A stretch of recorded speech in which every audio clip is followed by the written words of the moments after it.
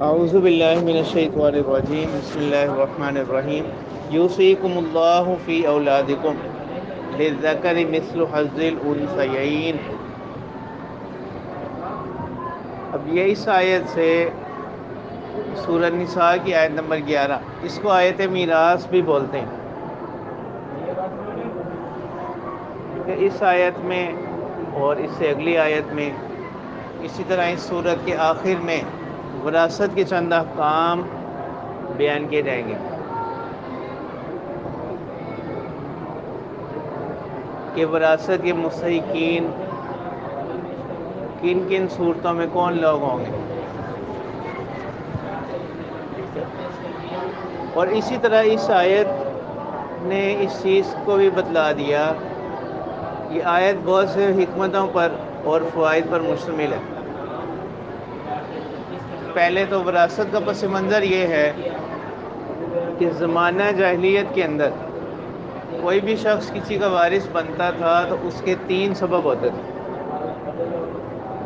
ایک سبب تو ہوتا تھا نسب، کہ وہ اس کا بیٹا ہوتا تھا، ٹھیک ہے، یا اس کا اس کے ساتھ نسبی رشتہ ہوتا تھا۔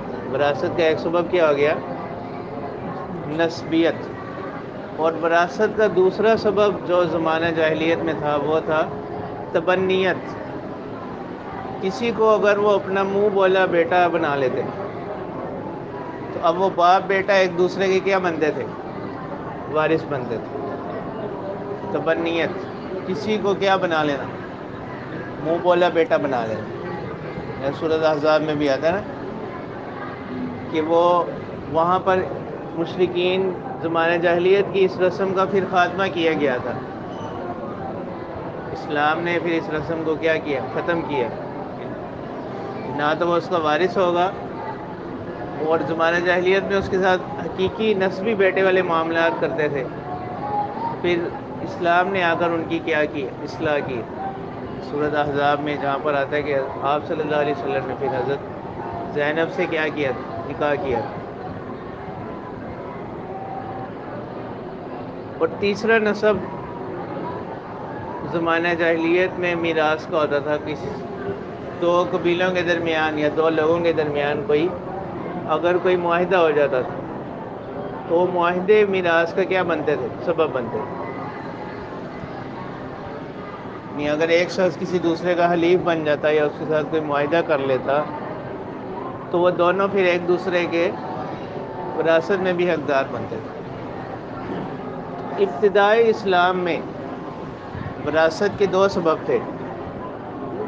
ابتدائی اسلام میں وراثت کے 2 سبب تھے، ہجرت اور اخوت، موافات۔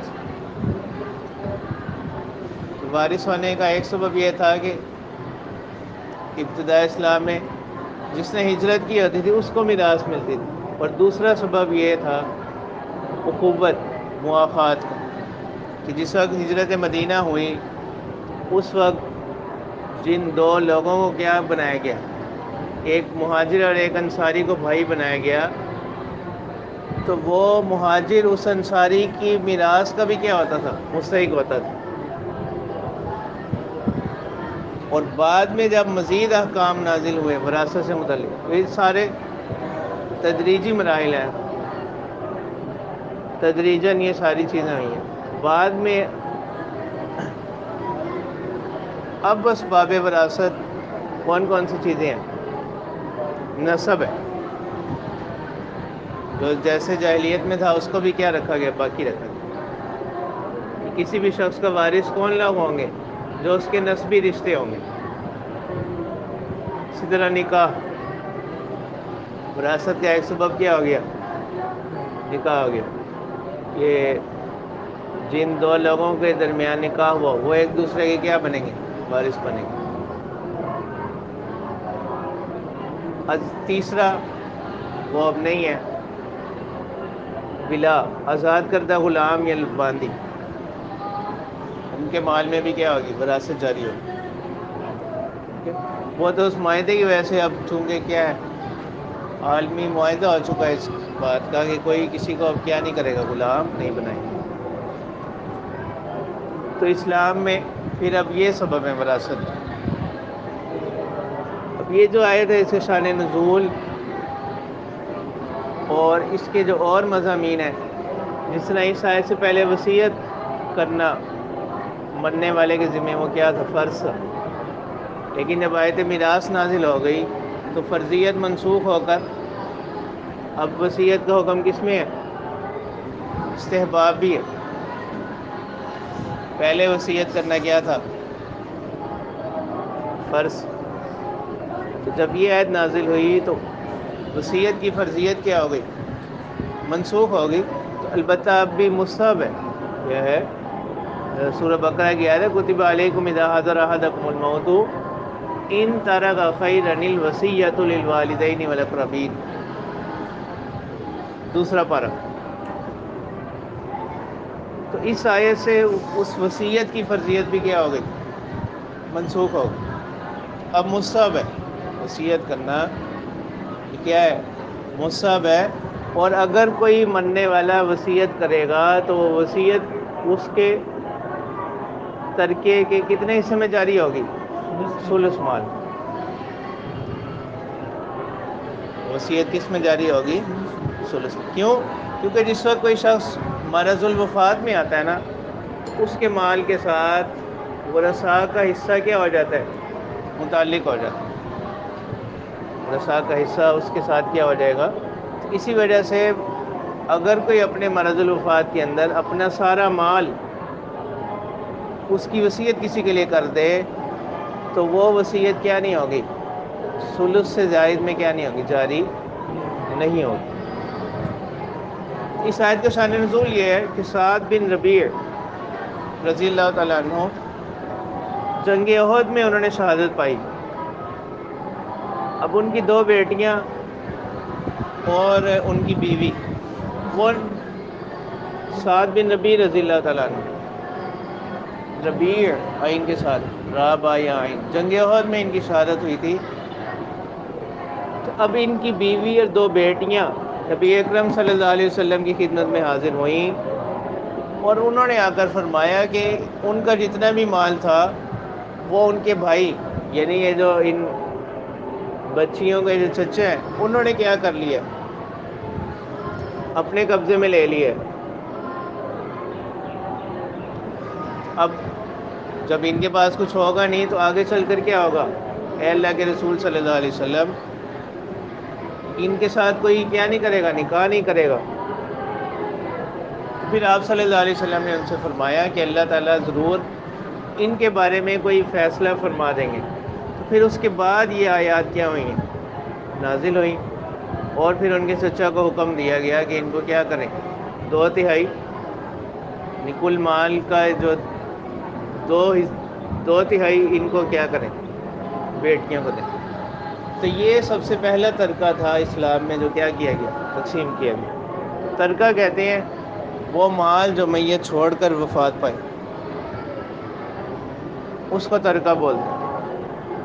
تو اللہ تعالیٰ فرما رہے ہیں یوصیکم اللہ فی اولادکم، اللہ تعالیٰ تمہیں وصیت کرتے ہیں تمہاری اولادوں کے بارے میں، یعنی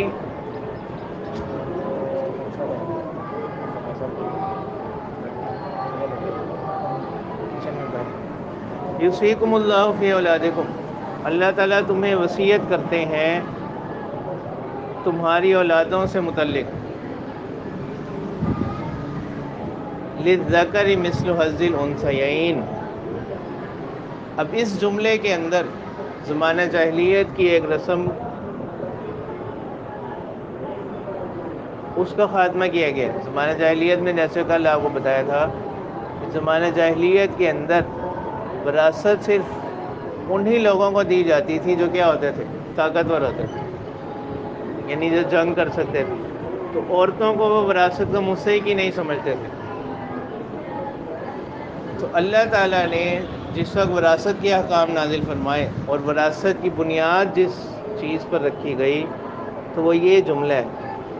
اس میں اللہ تعالیٰ کیا فرما رہے ہیں، للذکر مثل حظ الانثیین، کہ مذکر کے لیے، مردوں کے لیے حصہ ہے مثل حظ الانثیین، کن کے جیسا، دو مؤنثوں کے حصے کے جیسا.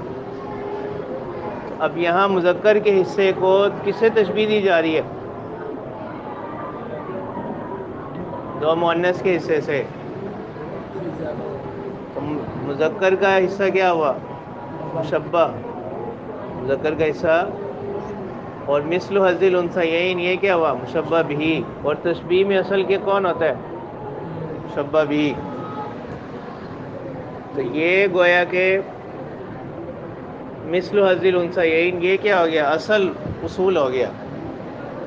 اب کوئی بھی پوچھے گا کہ مردوں کا حصہ کتنا ہوگا، اصول کے اللہ تعالیٰ نے بتا دیا مثل حظ الانثیین، دو مؤنث کے حصے کے برابر. تو اس سے زمانہ جاہلیت کی اس رسم کا خاتمہ ہو گیا کہ وہ مؤنث کو کیا نہیں سمجھتے تھے، مستحقین میراث میں سے ان کو سمجھتے ہی نہیں تھے. اللہ تعالیٰ نے جہاں اصول بتلایا تو ان کو کیا قرار دیا ہے؟ مشبہ بھی قرار دیا ہے. اور تشبیہ میں اصل کیا ہوتا ہے؟ مشبہ بھی. یعنی اگر کوئی پوچھے کہ مرد کا حصہ کتنا ہوگا تو اس کا جواب کیا ہے؟ دو عورتوں کے حصے کے برابر. مرد کا حصہ کتنا ہوگا وراثت میں؟ اب پہلی صورت اس کا حکم بیان کیا جا رہا ہے کہ اگر ایک شخص وفات پا گیا اور اس کی بیٹیاں ہیں، اولاد کی بات ہو رہی ہے نا، اولاد کا حصہ بیان کیا جا رہا ہے. فَإِن كُنَّ نِسَاءً فَوْقَ اثْنَتَيْنِ فَلَهُنَّ ثُلُثَا مَا تَرَكَ. اگر دو یا دو سے زیادہ بیٹیاں ہوں اس کی میت کی، فَلَهُنَّ ثُلُثَا مَا تَرَكَ، تو ان کو کتنا ملے گا؟ دو تہائی. ثلثانی تھا نا یہ اصل میں، تو اضافت کی وجہ سے اس کا نون گر گیا. فَلَهُنَّ ثُلُثَا مَا تَرَكَ، ان کے لیے ہوگا جو اس نے چھوڑا اس کا دو تہائی. جو اس نے چھوڑا اس کا، تو ثلثا یہ مضاف ہے، ما ترک کا جملہ ہو کر یہ کیا بنے گا؟ مضاف الیہ. وَإِن كَانَتْ وَاحِدَةً فَلَهَا النِّصْفُ، اگر ایک شخص وفات پا گیا اور اس کی ایک ہی بیٹی ہو، اس کو کتنا حصہ ملے گا؟ فَلَهَا النِّصْفُ. تو پہلی صورت یہ ہوگی، اولاد کا حصہ بیان کیا. پہلی صورت یہ ہے کہ اگر میت کی دو یا دو سے زیادہ بیٹیاں ہیں ان کو دو تہائی ملے گا. اور دوسری صورت یہ ہے کہ اگر میت کی ایک بیٹی ہو تو اس کو نصف ملے گا. ولی ابویہ، اب یہاں سے والدین کے حصے کو بیان کیا جا رہا ہے. اس کی پہلی صورت اللہ تعالیٰ فرماتے ہیں ولی ابویہ لکل واحد منہما السدس مما ترک ان کان لہ ولد. والدین کے لیے اگر ایک شخص وفات پا گیا اس کے والدین کو کتنا حصہ ملے گا؟ اگر پہلی صورت ہے کہ جو میت ہے اس کی اولاد بھی ہے تو والدین کو کیا ملے گا؟ سدس. سدس کا کیا مطلب ہے؟ چھٹا حصہ. کل مال کا والدین کو ملے گا اگر میت کی کیا ہو؟ اولاد ہو. اگر میت کی اولاد ہو. ولی ابویہ لکل واحد منہما السدس مما ترک ان کان لہ ولد. والدین کا حصہ بیان کیا جا رہا ہے اس جملے سے. اللہ تعالیٰ فرماتے ہیں کہ والدین کے لیے لکل واحد منہما، ان میں سے ہر ایک کے لیے، ان میں سے السدس کتنا ہے؟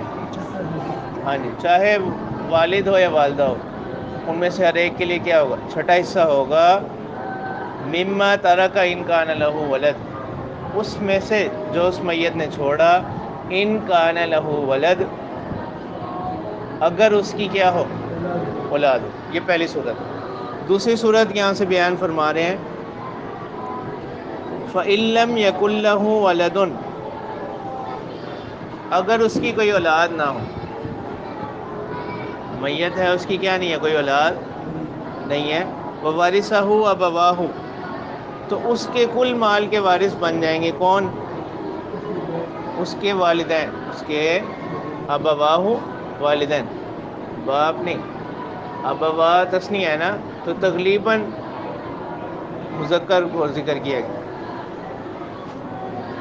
والدین سے مراد والدین میں دونوں آتے ہیں نا، ماں اور باپ. تو والد مذکر کا صیغہ ہے تو وہ کس لیے ہے؟ تغلیباً. ٹھیک ہے. اگر ایک شخص وفات پا گیا اور اس کی اولاد نہیں ہے تو اس کے کل مال کے وارث اس کے والدین بنیں گے. فَلِأُمِّهِ الثُّلُثُ، اور اس کی والدہ کو کتنا ملے گا؟ ثلث. ثلث کتنا ہو گیا؟ ثلث ایک تہائی. ثلثان ہوتا ہے 2/3. فَإِن لَّمْ يَكُن لَّهُ وَلَدٌ وَوَرِثَهُ أَبَوَاهُ فَلِأُمِّهِ الثُّلُثُ. تو اب جب ماں کو 1/3 ملا تو والد کو کتنا ملے گا؟ 1/3 ماں کو مل گیا تو والد کو کتنا ملے گا؟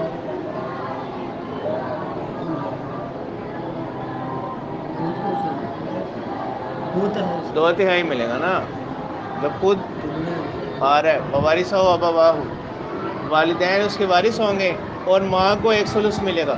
تو لامحالہ سی بات ہے 2/3 پھر کس کو ملیں گے؟ والد کو ملیں گے. تیسری صورت فَإِن كَانَ لَهُ إِخْوَةٌ،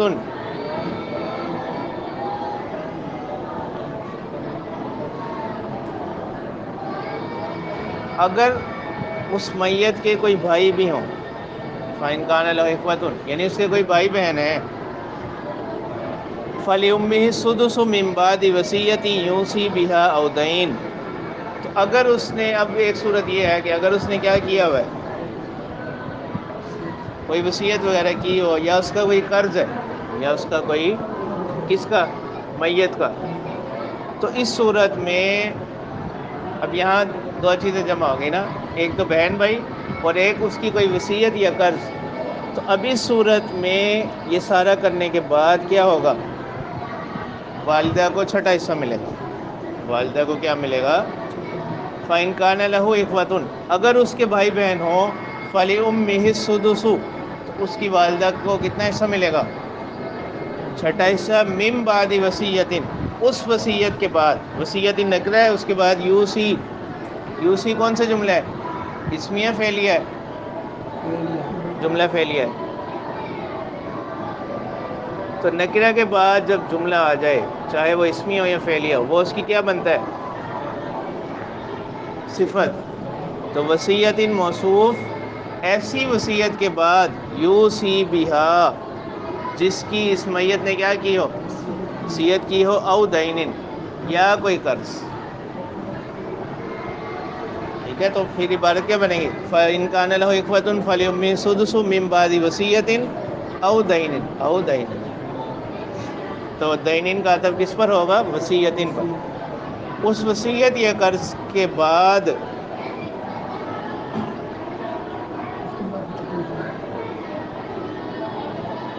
اس کی ماں کو کتنا ملے گا؟ 6واں حصہ ملے گا.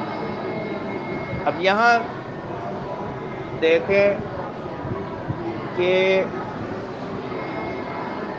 ویسے حقوق کے لحاظ سے، خدمت کے لحاظ سے کس کا حق زیادہ ہے؟ ماں باپ کا. ان کا حصہ کم رکھا گیا کس سے؟ اولاد سے. اولاد کا حصہ کتنا بتایا؟ 2/3 اور والدین کا ثلث یا سدس. ٹھیک ہے، کیونکہ اولاد اس حوالے سے یعنی مال کے حوالے سے زیادہ محتاج ہے کس کے بنسبت؟ والدین. آباؤکم و ابناؤکم لا تدرون ایہم اقرب لکم نفعا. آباؤکم و ابناؤکم تمہارے آبا، والدین، دادا دادی، و ابناؤکم اور تمہارے بیٹے بیٹیاں، لا تدرون ایہم اقرب لکم نفعا تم نہیں جانتے کہ ایہم اقرب لکم نفعا کہ کون ان دونوں میں سے یعنی آبا میں سے اور بیٹوں میں سے تمہارے لیے زیادہ قریب ہے بے اعتبار نفع کے. اقرب لکم نفع تو نفعن کیا بنے گا یہاں پر؟ تمیز. نفعن یہاں کیا بنے گا؟ تمیز بنے گا اقرب کی ضمیر سے، کہ تم نہیں جانتے کہ ان میں سے کون تمہارے زیادہ قریب ہے. کس کے اعتبار سے؟ نفع کے اعتبار سے. فریضۃ من اللہ، اللہ تعالیٰ بتا رہے ہیں پیچھے جو صورتیں بیان کی گئی ہیں کیا ہے؟ فرض کی ہوئی ہے، مقرر کی ہوئی ہیں اللہ کی جانب سے. ان اللہ کان علیما حکیما، بے شک اللہ تعالیٰ جاننے والے، حکمت والے.